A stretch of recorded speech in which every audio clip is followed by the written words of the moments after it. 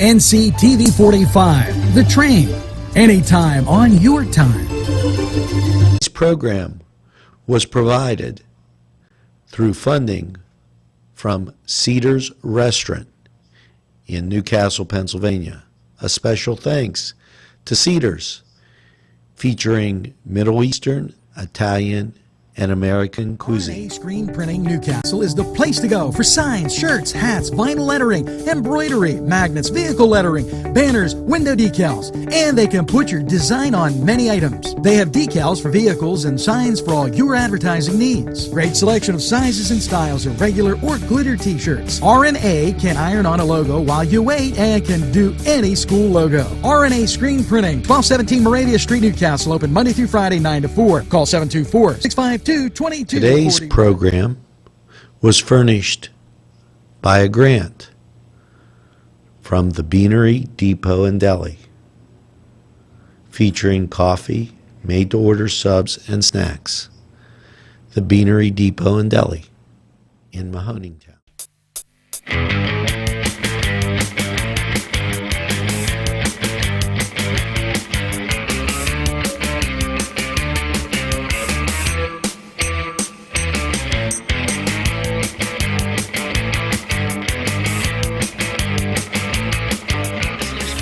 Everybody, I'm Alex Laverson, and look who's making a friendly, fresh face appearance. Our producer, Angelo Prada. When I heard what you were talking about, I had to be here because, you know, a perennial power? No. Listen. All right, let's make one thing clear. All right, before the show, I said we're going to be talking about the PITT coaching basketball search. And our producer, Angelo, had to remind me that Pitt's no longer a perennial power, but he also... No, wait, they never were a perennial power. Let's straighten this out. Perennial powers, or used to be perennial powers, are like St. John's, Marquette, Indiana, okay? Pitt was never at that level. Well, I would agree. I would consider them a Big East power, because they were winning Big East Conference championships. They were winning regular season championships. They made, 7 out of 8 Big East tournament championship appearances. No one, I don't think any rational Pitt fan would say they were ever a perennial powerhouse like a Duke or North Carolina or anything like that. But what we want now as Pitt fans, we just want them to get back to the NCAA tournament consistently, which is what Pitt had under Jamie Dixon. And, you know, we're not going to keep going through that. But, of course, they didn't appreciate him, and he's out the door at TCU now. But, Angelo, is it completely unreasonable to think that a up-and-coming young coach, or even an established coach, want to take the Pitt job? Listen, you have to understand that... recruiting for Pitt is almost the same as recruiting for Duke. They're city schools. City schools come with some added baggage. When you're recruiting for a city Catholic school, it becomes really difficult for just a number of reasons.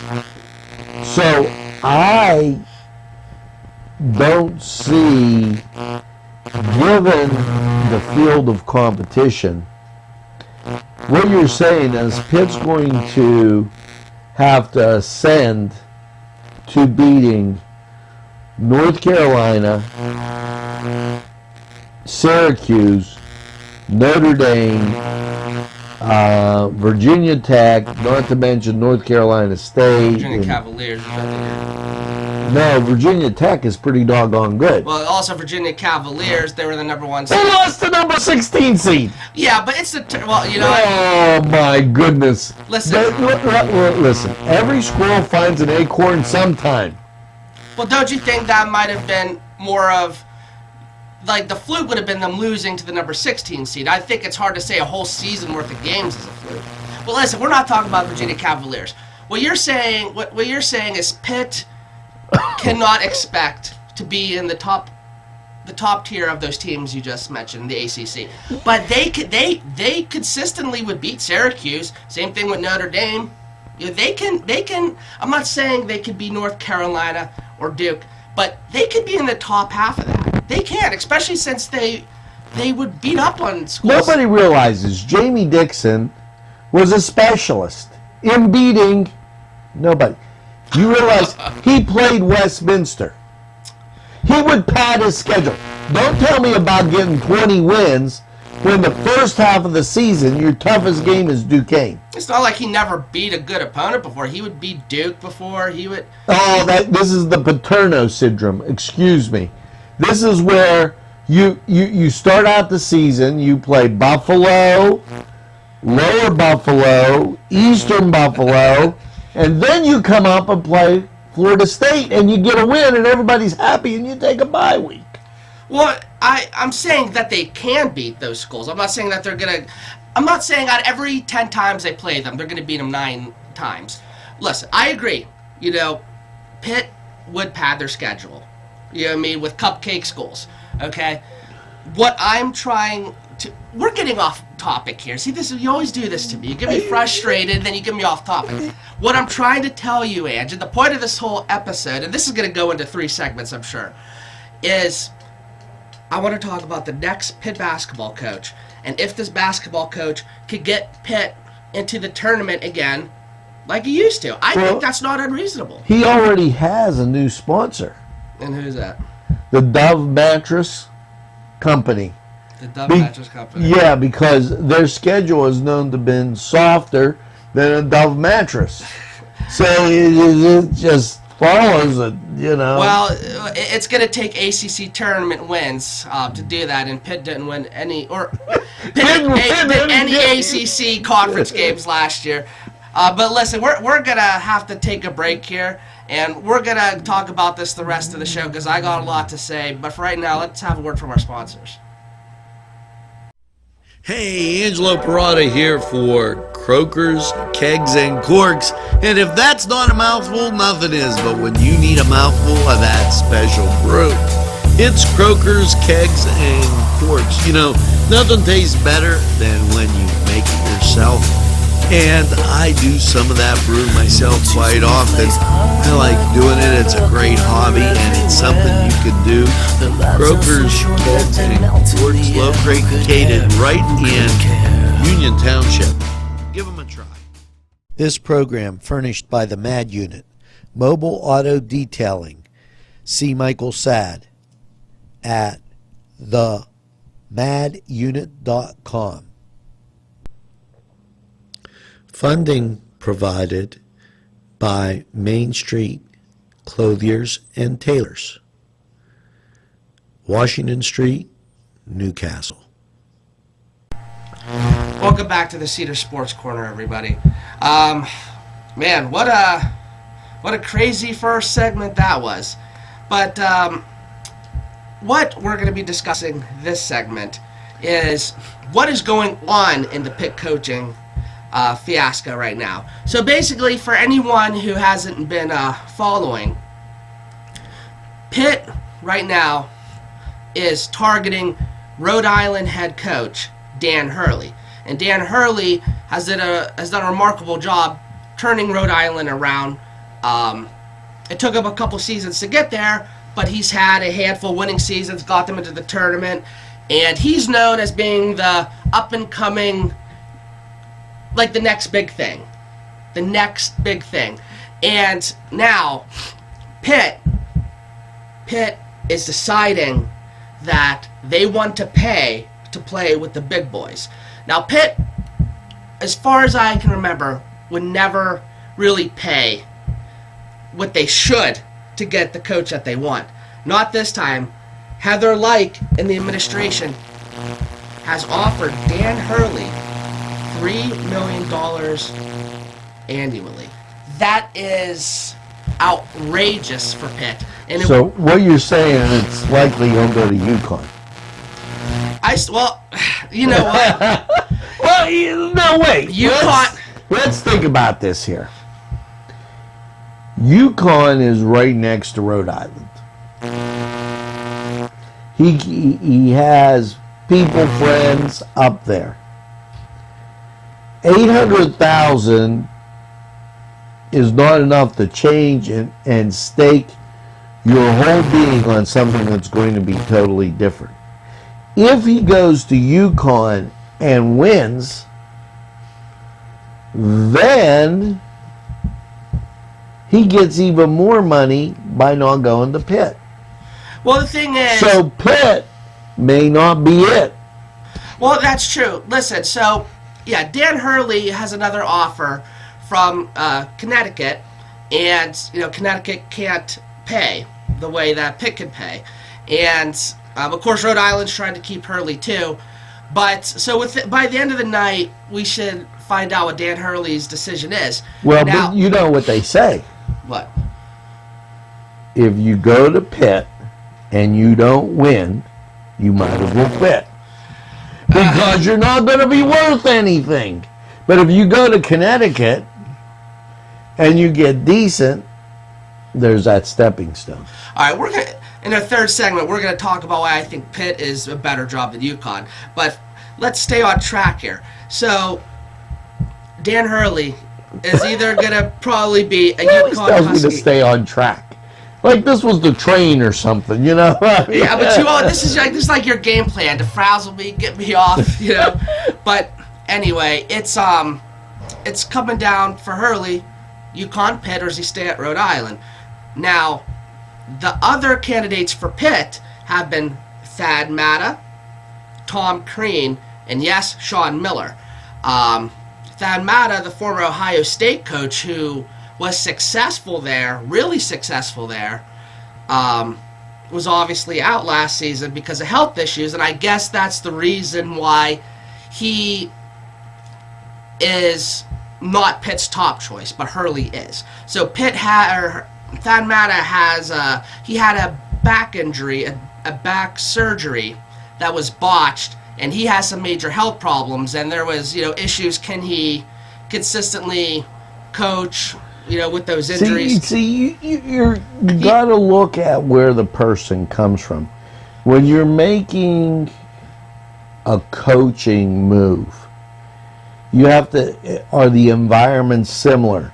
Are you going to be comfortable recruiting in an environment that's city on the street type thing?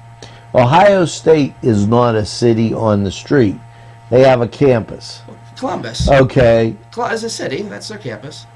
Have you ever been to Ohio State? No. They have a campus. Well, yeah, but I'm saying... No, but they're not on the street. Like Pitt, when you go out of the Cathedral of Learning, there's Forbes Avenue right there. Well, yeah, some people like that. Some coaches don't. Well, but it's different. It's a different kid you recruit to a Connecticut campus, an Ohio State campus, or a Pitt campus in the city. Well, yeah, the coach would have to be okay with living in the city, of course. But the bottom line is that they had people interviewed for the job. Tom Crean, the former Marquette coach, and ESPN analysts interviewed for the Pitt job. Was it last Thursday? So they've had people interested in the job. Now Crean ultimately took the job at Georgia. Now the other more similar to what he had at Marquette. Yeah, well, I would agree, but it's not like, for example, Tom Crean.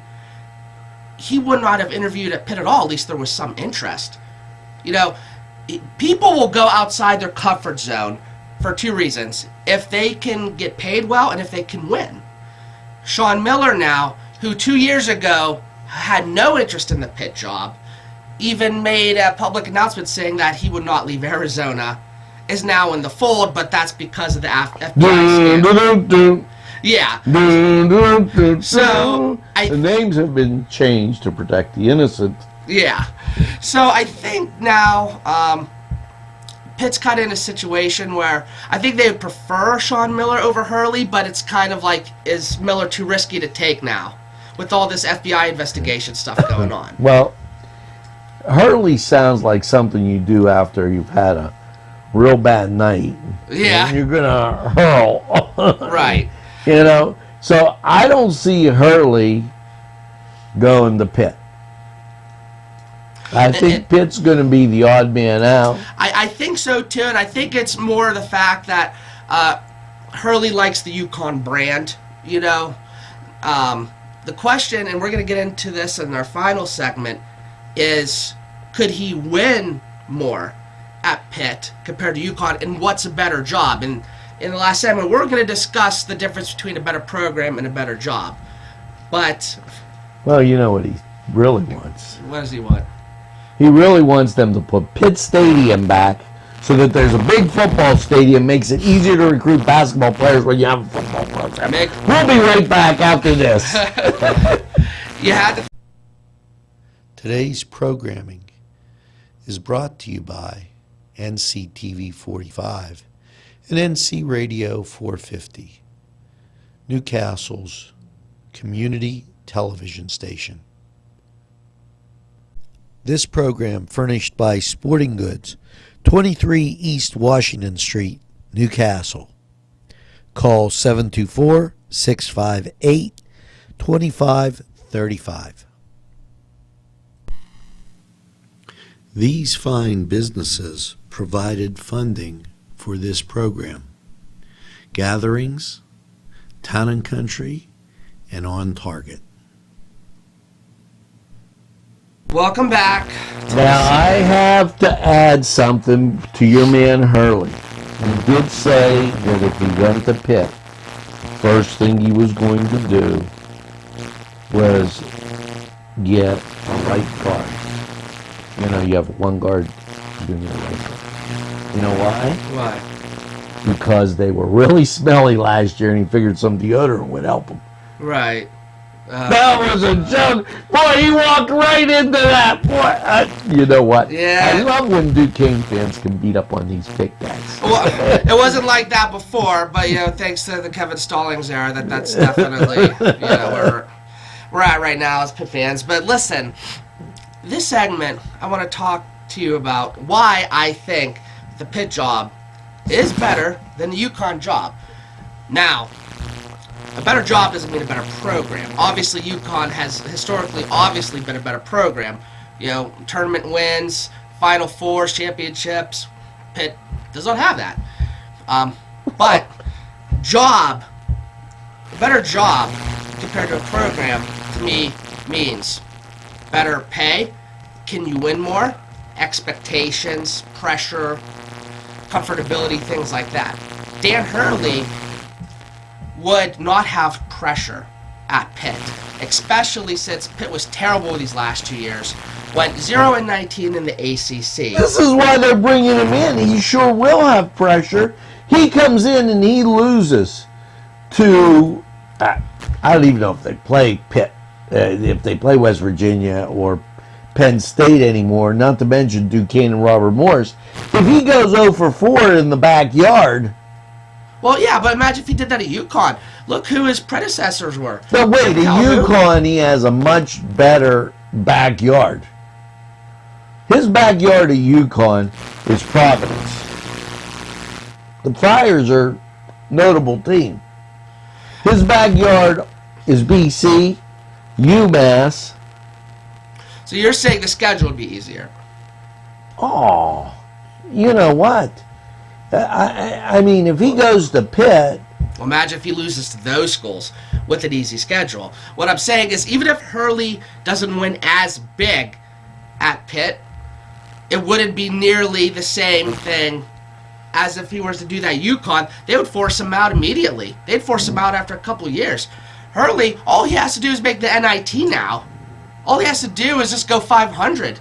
No, they'll fry him a Pitt. If he doesn't get 500 or lower, and he's gone. I feel that definitely be the case at UConn. I think he has a longer leash at Pitt, I feel like, in terms of the expectations. Also, Pitt basketball isn't the only game in town, obviously. Steelers, Penguins, Pirates, and UConn basketball is everything. It's like Kentucky. It's like Well, a religion. now let's pull back a second. Okay, number one, Pitt does have one dubious distinction, and you've confirmed it in my mind. Okay, anytime they get a winning program, they think they've always had the winning program. Now, I think that if he goes 501, they're going to can him because they'll be riding him so bad that it'll be unbelievable. I think Pitt made a major glaring error jumping into the Atlantic ACC. Yeah, but that was more, I feel like, kind of a, I don't know if I say desperation move, but the Big East was crumbling. It was kind of like they were trying to survive. They had to get out before they were the last team out. So Syracuse and Pitt. If they would have been the last team out, they could have made a jump to the Big Ten, and they could have been better off in the Big Ten by maybe coercing them to take Pitt and West Virginia into the Big Ten, which incidentally would be a much better fit. Because in the eastern half of the Big Ten, you would have Rutgers, Penn State, Maryland, West Virginia, Pitt. Right. Okay. This ACC, okay, there's only one team that can make this novel kind of thing, and that's Notre Dame. Notre Dame has that ability to recruit and be good. If they were playing bocce, they'd have the All-American bocce player. Okay, so I don't believe that going to Pitt's going to have to accept that it's going to be a long road to get through the top where you have boys resting that have always been there. So basically, you're saying it would take a long, long time, probably not even going to happen, for them to have the success like they did in the Big East. Oh, yeah. Yeah. Mm-hmm. I would be, if I was Pitt, I would be trying to center my concentration on. And now, in all seriousness, it costs too much to get out of these conferences. Mm-hmm. I mean, if... Oh, yeah, the exit fee is ridiculous. If Penn State wasn't as boneheaded as they were and are, you could have had a perfect Eastern Conference with Penn State, Pitt, Rutgers, West Virginia, Maryland, Syracuse, and Boston College. And you might have wanted to invite in a Delaware. The Blue Hens have an outstanding football team. They're always good. And don't forget, the guy that was at Delaware went to Notre Dame and became a winner. Mm-hmm.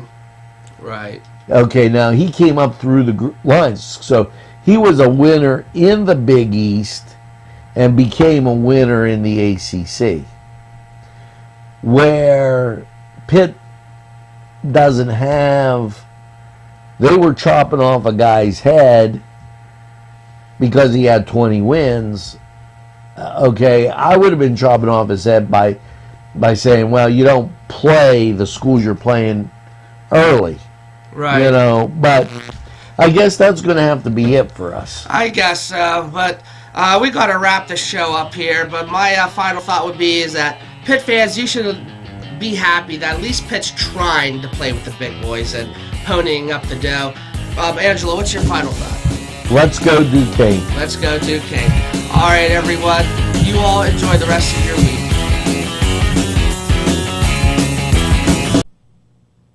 A special thanks to the YMCA for caring about the Lawrence County community and providing funding for this program.